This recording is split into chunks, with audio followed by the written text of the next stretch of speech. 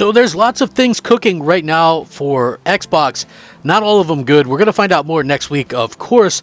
But one of the things that came out today, a lot of people are saying could potentially save Xbox. Now, I have a couple different thoughts on this particular news story, but I wanted to get into it first to see how everybody else feels.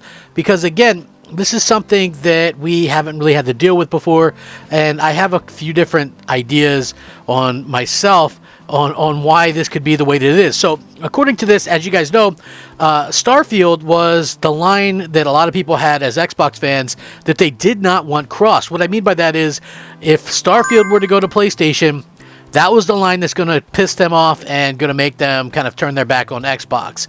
So, according to this, it's not coming to PlayStation now. So this is very interesting.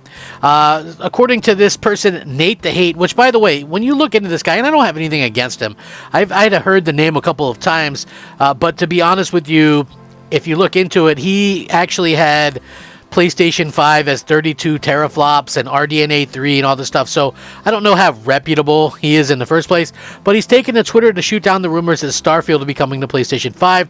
Obviously, earlier in the week, a report claimed that Starfield was on its way to the PlayStation 5, and he confirmed that the news was accurate minutes after the report, stating that it was accurate. However, things have seemingly changed, and now his latest tweet suggests that the information is not accurate.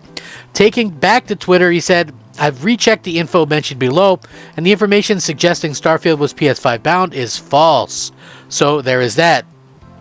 He said that he will not delete the tweet. He'll own the mistake. A previous report from January discussing Microsoft bringing games multiplat remains accurate. The report is accurate. Starfield will land on PlayStation. This is what he said before. He's heard similar, but opted to wait for reporting on it. So again, whatever the case may be, the rumors of Starfield coming to the PlayStation 5, in addition to various other rumors, including Indiana Jones and Gears of War, prompted Phil Spencer to announce a new business update regarding the future of Xbox next week, the week starting on February 10th. According to Tom Warren of The Verge, Microsoft is ready to reveal details on the company's plan to bring previously exclusive games to consoles like PlayStation 5 and Nintendo Switch. Phil said, "We're listening and we hear you. We've been planning a business update event for next week. We look forward to sharing more details with you about our vision of the future."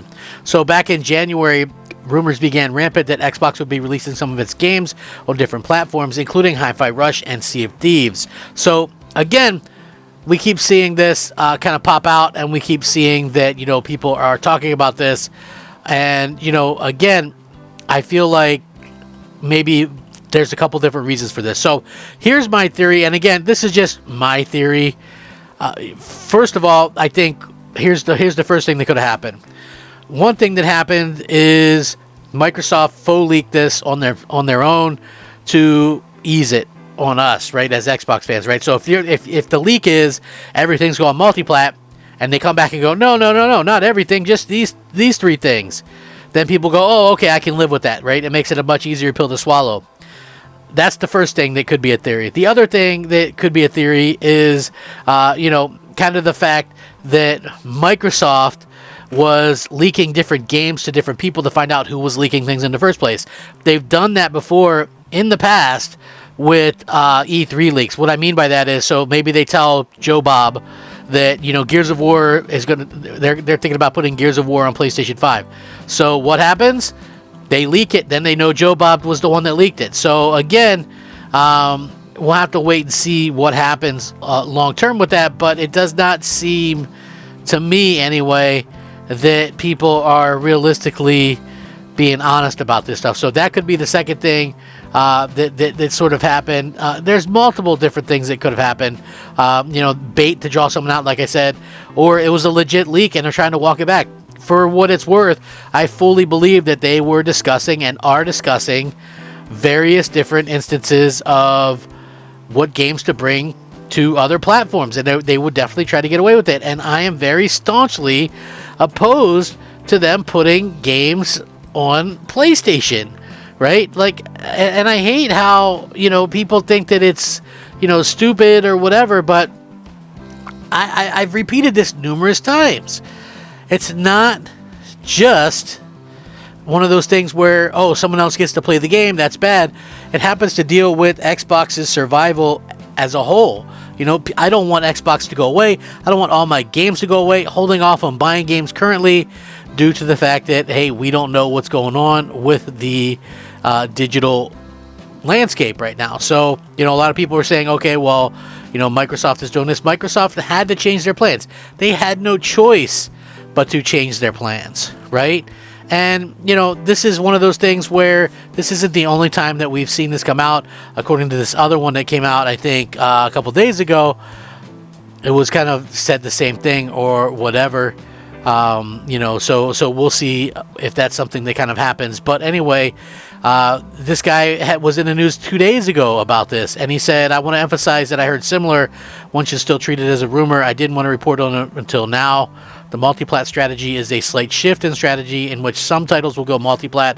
Microsoft will keep high-profile games exclusive. If that's truly the case, then one has to wonder if this strategy shift will bring any tangible results. It is doubtful that releasing games like Sea of Thieves and Hi-Fi Rush years later on PlayStation or Switch could be an impact on either direction. So again, we're sitting here trying to kind of dissect all of this stuff, and for me, it just does not make any sense that this is going to be a situation where that would help Microsoft. Like, I'm just being honest. Hi-Fi Rush, great game, incredibly niche game. Like, one of the most niche games you'll ever play. This game is not some big old blockbuster that's going to sell millions of copies on PlayStation. Sea of Thieves, good game. But I doubt PlayStation fans are going to jump on this game 6 years later. First of all, you're going to be intimidated by it because it doesn't really tell you what to do. You just have to go in there and do it. So to think that PlayStation fans are just going to go in there and, okay, let me play this game. First of all, the griefing in that game is terrible. So, I just don't see it being a big hit there either. And I know why people go, oh, well, that'll be okay. That's a good one, games as a service or whatever. Hey, let me know when Sony wants to start putting their games as a service on Xbox, right? And then they can have something like Sea of Thieves, an actual successful games as a service game. That, to me, it should be an untouchable game. And all games should be untouchable for PlayStation. Not because I don't want others to play it, but because you have to have something that differentiates your console from others. So I think Microsoft needs to totally rethink what they're doing. And this is the other argument that I've seen on Twitter lately. People go, Microsoft's a smart company, $1 trillion company, blah, blah, blah. They know what they're doing. I'm like, did you all forget about 2013 and what happened? They were still this huge corporate company, and they still screwed up. Like, just because the company makes a bunch of money doesn't mean that they can't make mistakes when it comes to stuff like this. People, when you have a corporation go, yeah, we want to give you our vision of the future of Xbox. That's not the vision that's going to probably play out right for what, fans want. When you think about, a vision, that's what they tried to do with the Xbox One. Their vision was 200 million Xbox Ones in the living room with Kinect, and, us playing Kinect games and doing whatever. And, that was their vision, us using Cortana and for voice commands to watch TV and, watching The Price is Right or whatever. And not owning any games. That was their vision for us, and we rejected it, right? So what's to make people think we would reject this? It has nothing to do with, others can play it. If somebody out there logistically wanted to play Starfield bad enough or Halo bad enough, get a PC, get an Xbox Series S. Man, I've seen them things go $150. Play it on the cloud, right? If you can't afford a Series S to play these games or whatever, then maybe you shouldn't be gaming in the first place. And that's not a knock. I'm just being honest. Right? Like, I do not understand the thought process behind it, but I'm very curious. What do you guys think? Can they, if this ends up not being true and it's just a couple of these games, is it too late?